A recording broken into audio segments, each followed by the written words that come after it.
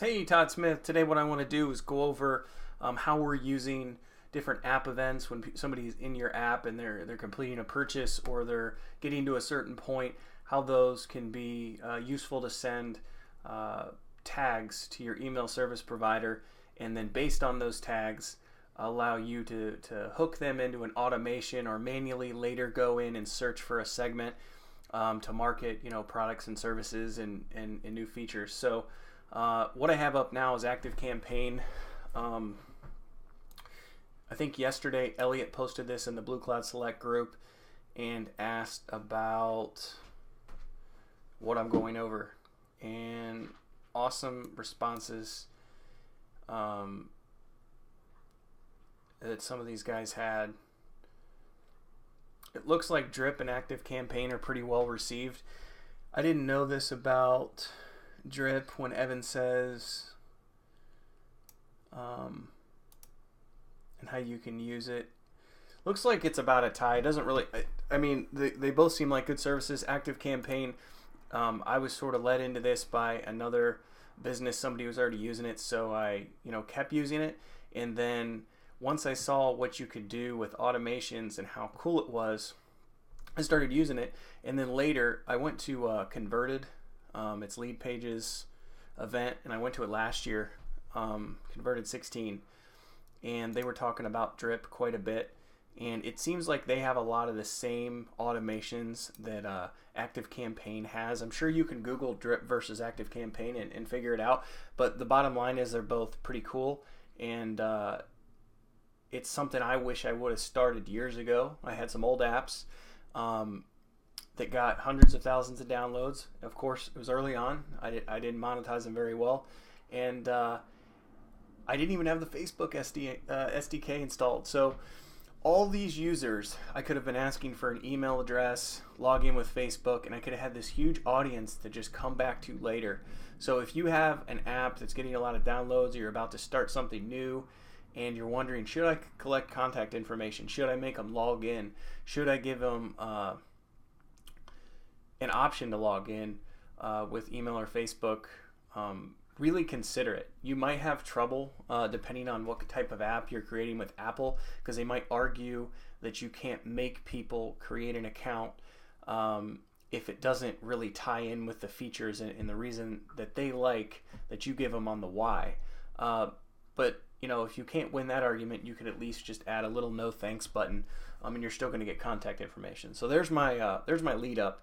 Now I'm going to jump into how we're using this. So what you're seeing here is a list for one app, and that we're collecting contact information. It's a mandatory user login. So as soon as they sign up, we're going to grab their email, and it doesn't matter if it's through email or Facebook. From there, we begin to add tags as they progress through the app and purchase different things. So you can see here this particular user, Carmen. She signed up with email. She's a female, and she's an RN. Because this is a nurse app, we're collecting gender and different nurse information that'll allow us to send them into different automations and offers down the road. We haven't got hugely into offers outside the app, but it'll be here when we want to. And this is what I should have done years ago with some of these other apps. So you can see this one, Karen, she signed up with Facebook. She's a female. Her nurse type is other, and we had about 20, so it must be something really cool. She purchased the outfit builder, but she's not yet subscribed to the subscription. There we go. Here's one. Signed up with email, female RN, purchased subscription, has subscription, monthly sub, so she's on the monthly subscription plan, not yet subscribed. I think that must be an old one. We have to remove it. But what this is allowing me to see is they've purchased a subscription and they're live in it. So if they go in and cancel it later, this will be removed. So I'll be able to see that they had it and then canceled it. So I could trigger an automation email. This is one we don't have after they cancel the subscription to say, hey, we really appreciate you downloading the app and buying X, Y, and Z and subscribing. Why did you describe or why did you decide to unsubscribe? Is there anything we could do to, entice you to come back or improve the app for others and blah, blah, blah. So you get the idea. So this is the basic list. Now if I wanted to manually come in here, I can come in and I'm searching, and I'm sure you can do this again with many providers, but I'm searching contact details, tag, exist, purchase, nurse, outfit builder. So now I'm coming in and I can see all these people. So I can send an email to those. But see, I'm not going to manually send an email because I already have automation set up. So if I go into, hold on, before I go into automations, I'll show you. Like the contact subscribes to the nurse builder list. They're going to get a welcome email, right? And then, almost forgot how to make the best of the app, the most highly requested, anticipated features, and then some of the how-to stuff. So these go on in the background the whole time, and that's really cool because it really does limit support emails. Now, if I go into automations, you're going to see all these are set up. So if they purchase a certain single in-app purchase, so the grand scheme of things, I'm trying to get them to purchase a bundle of in-app purchases or subscribe and unlock all those for a monthly price. So if they purchase a single in-app selection,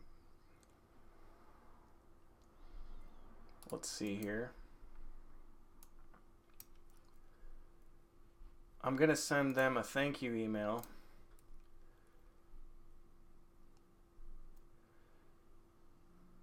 Tell them what they just purchased. So instead of doing that thing where it's like, oh, maybe I won't remind them they purchased it, so they won't. If they don't like it, then then they won't be pissed that they purchased something. It's like instead of doing that, I'm proactive. I'm trying to say, okay, you purchased this. Here's what you got. Let's build off that. Let's be honest. So then I ask if they have any suggestions. They can reach out. And then this is the big one. So this is a la carte purchase, one of our favorite. And if you decide you'd like to try all the features for free in a 3-day trial, you should check out Nurse Builder Select. So if they click here, it's going to go to, it's kind of like a deep, well, it is a deep link. It's just with ActiveCampaign, we had to do it a little bit differently. Sort of a workaround. Just that's not really important. If you really want to know, you can ask me in a message or something. But so if they were to click that, it's going to take them directly inside the app in the store to that specific page where they can buy Nurse Builder Select. And of course, then we have a bunch of helpful links that are some of them are all hooked in with the deep links. So I think it's pretty basic stuff that I should have been doing a long time ago, and maybe a lot of you are already doing. I just wanted to show you what it looks like behind the scenes. And the other thing I didn't really mention would be all these emails that are being sent down the line after they sign up.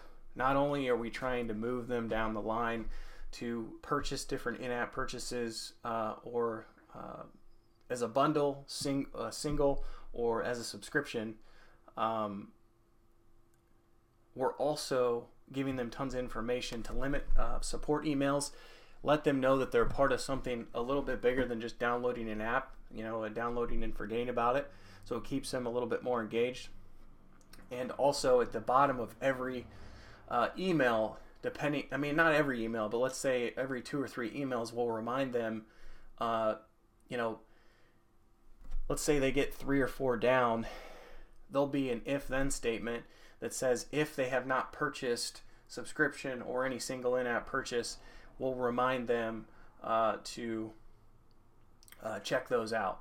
So it's like a constant flow of information that allows them to know how to use the app, how to get the most out of it, be entered in contests, give us feedback, and it's just going there in the background. So once it's set up, in the code, you're hooking through their API, and it's really neat. So again, wish I would have done this, started this a long time ago. I didn't. So maybe if you're seeing this now and you haven't started, it'll be a reminder that it's time to get going. So it's 2018. We got to be able to communicate with our users. It's like I went to one last thing. When I was at Converted last year, I wrote this blog post that went over.